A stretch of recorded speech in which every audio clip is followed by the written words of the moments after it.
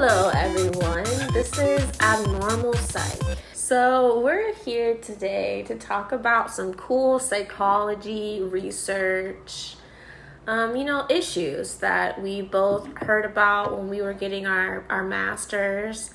And we've also taken Shroom Tech, which I heard is used by Joe Rogan. Yeah. I don't know if that's a pro or con for me at this point, but yeah, it's apparently made from these mushrooms that were on this mountain. According to Joe Rogan, what happened was everybody noticed that these sheep or something on the mountain. This is for workout. No, it's not like a pre-workout, is it? Yeah. Is it? Boost exercise volume. Yeah, aerobic performance. Daily energy support. What's gonna happen? Oh, maybe I shouldn't drink so much coffee.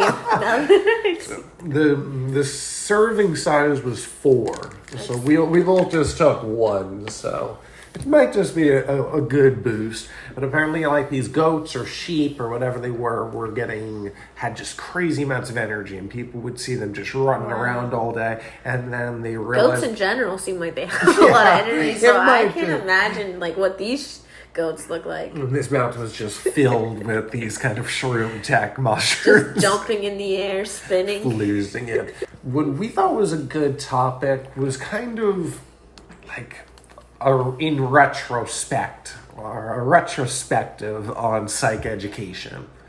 And some of the oddities about psychology that you really don't see in other fields. And we were pointing out that so many of the experiments that are commonly discussed in classrooms over and over again. These were some that I covered in undergrad, covered in masters, over and over and over again. So, and you think Milgram experiment, you think Zimbardo, and the common theme around both is that you would never be able to have a similar experiment again. No. And just to give you an example how hard it is to actually do psychology research, in my thesis, I had like a cheating paradigm. So we basically had like this math problem that you couldn't solve, and then had a bunch of like random answers. And the rest of the questions were fine. So then people got to like grade themselves and if they cheated or not, blah, blah, blah. So because of this cheating paradigm, they were worried the participants would have like some emotional like issue because of like knowing that I know they cheated or something to that extent. So because of that, like I had to like jump through hoops just to do something about cheating. So imagine like any of the experiments that you hear about in psychology, like 90% of them probably would not fit into like the approval. Yeah, for people that don't know, any experiment that has people involved in it has you have to go through an internal review board of whatever the institution. Usually people say IRB. That becomes pretty common around an institution. And that IRB is filled with people who have very litigious minds. Yeah. That's how I describe it the most, that we're at such a point with lawsuits in America that there's the typical sensitivity that comes along with social science, plus this deep fear of any kind of legal action combined to create a climate where almost nothing gets passed. And if you're trying to like make something able to be generalized into the real world, it's when you're having to control every single thing and so that it will pass through all these restrictions. Like how can you even try to make it like a real world situation? Yeah. In the real world, there are definitely emotions when you're looking to a certain extent. And how can we talk about like these hard subjects when everything's so touchy? We had compared it to almost if you were in a different field. Like let's say you were a physicist and there was a number that you had for the speed of light.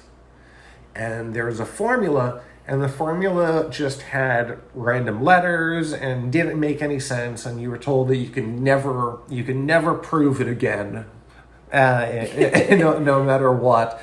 And but trust us, this is the way it is.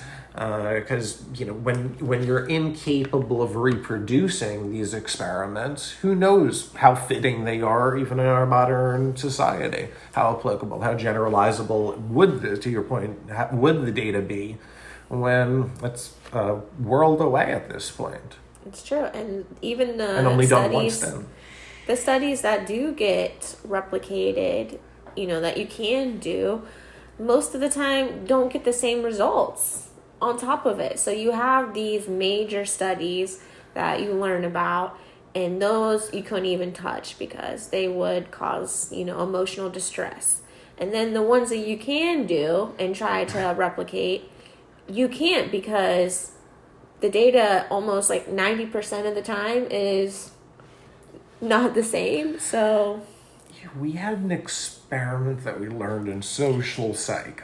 And just out of curiosity, I would look into different institutions on YouTube, because they always have them of the same type. And I saw that they covered the same one.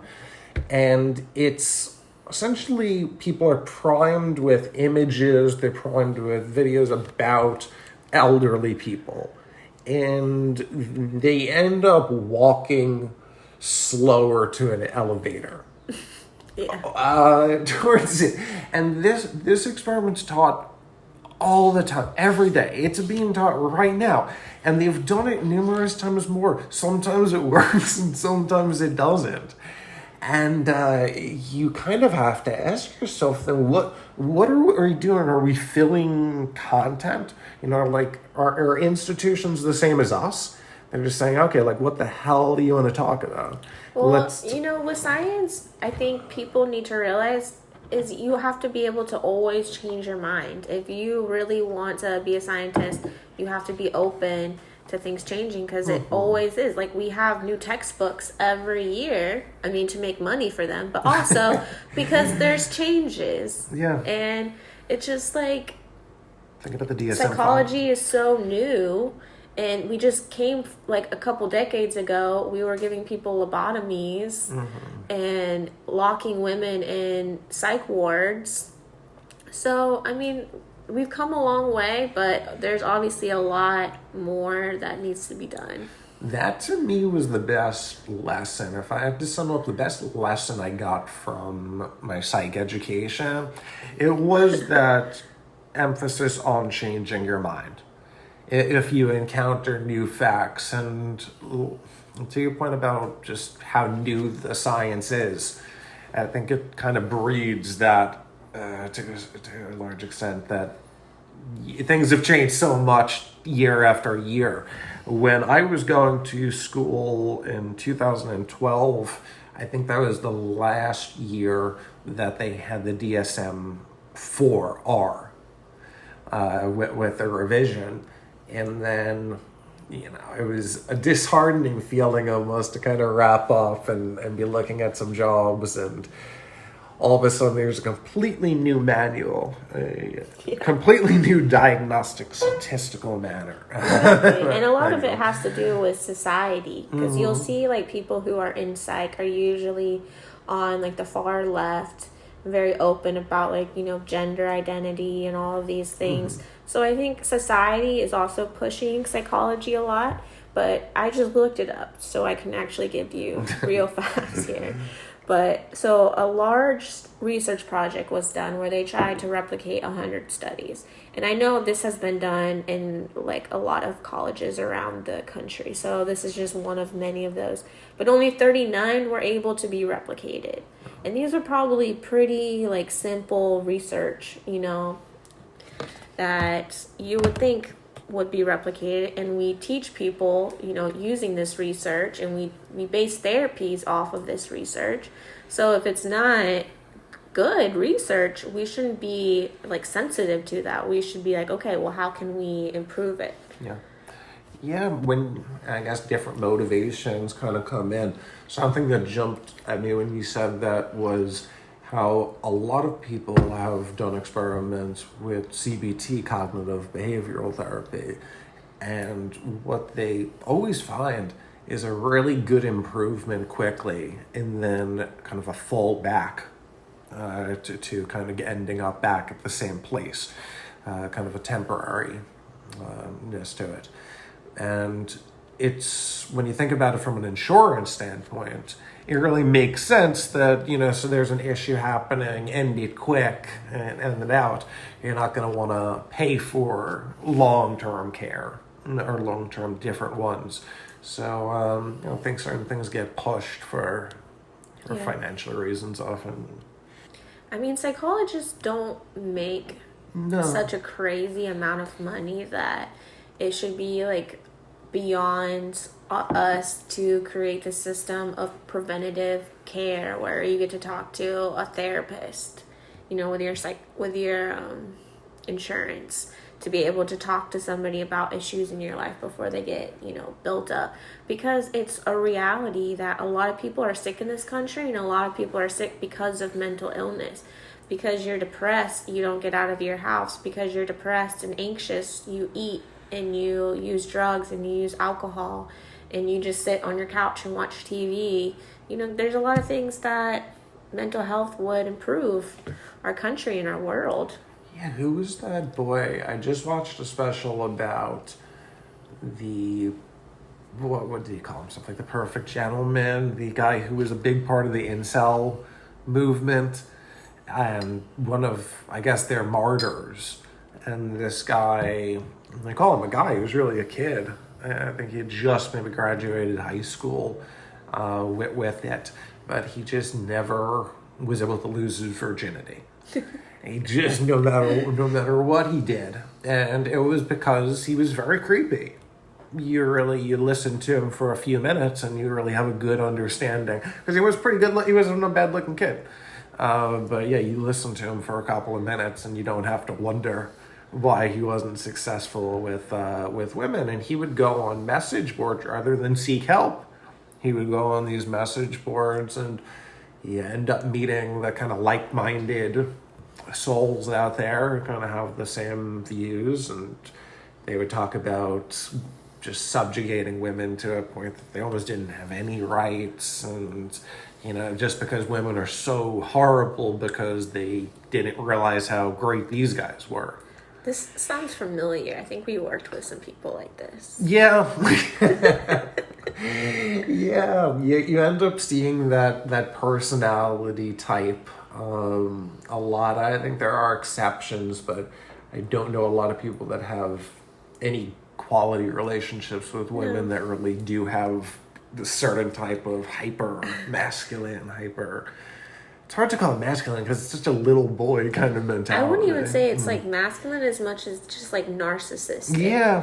And You're think entitled. we think narcissistic people have to be like sexy or like have things going, but you can be narcissistic and be ugly. Yeah. And that's where you see women getting killed by men. They're usually not getting killed by like super, attractive guys. These are guys who are so offended and they're disgusting usually that this woman doesn't want them, that they're like, okay, what? They snap, they kill her. Yeah.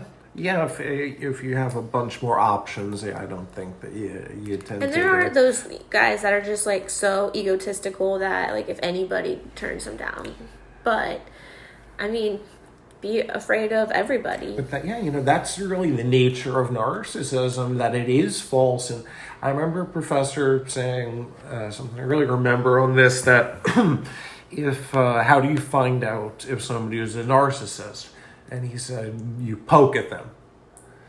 And if you poke at this narrative that they're putting out, they might come very confidently, but if you could politely and kind of challenge it a bit, you'll see a reaction that's so overboard. So it's true, when these people actually build up this kind of emotion, and somebody not wanting them is a big shot to the reality world. That if this person doesn't like me, that really is happening, and my self-value is falling apart right now.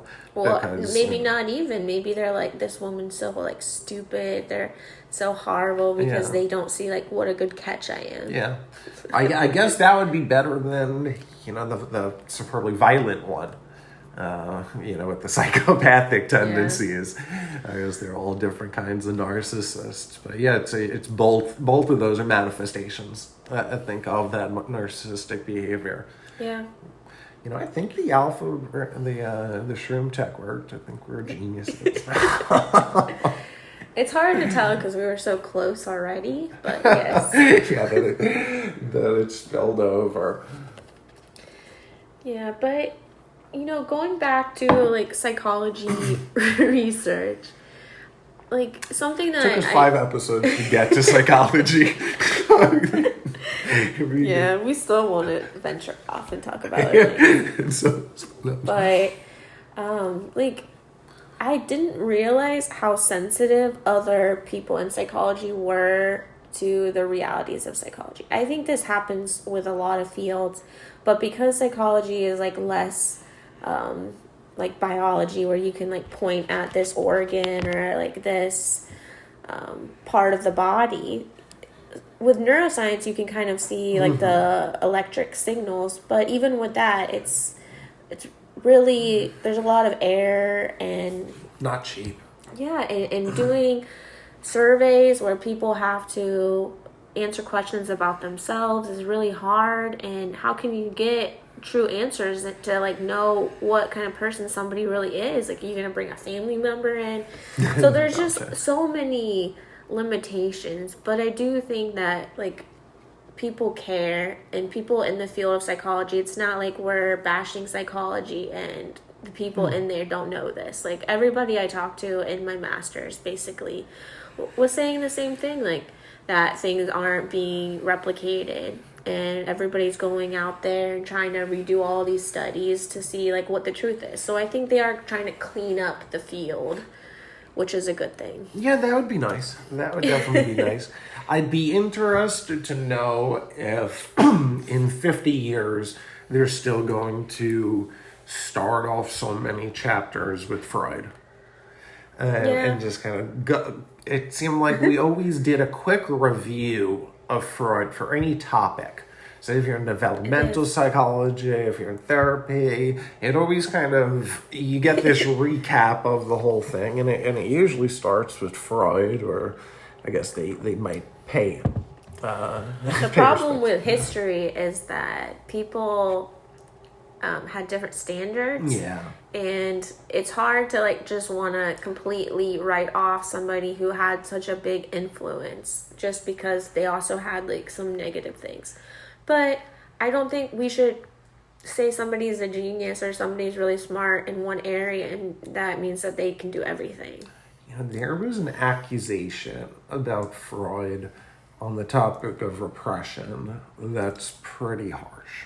And I don't know if this is 100% true about it, but you can imagine all of these children. There's so much in Freud about children imagining the sexual world and having these lustful desires for parents and this and this and that.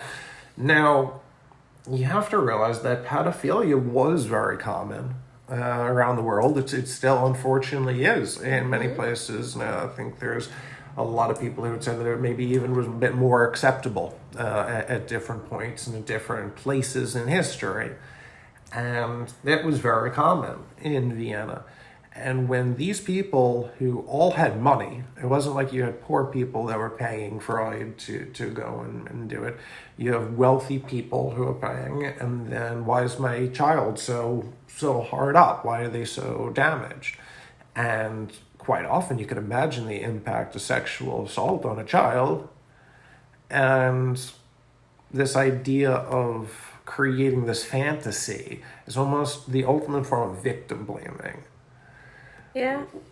And then to say that they just made it up was almost a way to not harm your status in the society by calling all these people out for That's very abusing true. their child. And Freud obviously had a lot of influence and was in certain circles. Yeah. So I would imagine like his acquaintances and his friends would have influence on things that he would say. So if your friends are going out and raping people or doing certain things, you might like come up with some excuses for them. Yeah, that the kids are just thinking about it. They just made it all up. Or maybe his, just because you have some kind of weird thing going on doesn't mean that everybody does. Like a lot of times we think that everybody understands like how we think, but it's not true. Like we all think in our own way. So maybe in Freud's mind, like maybe he did fantasize about his mom.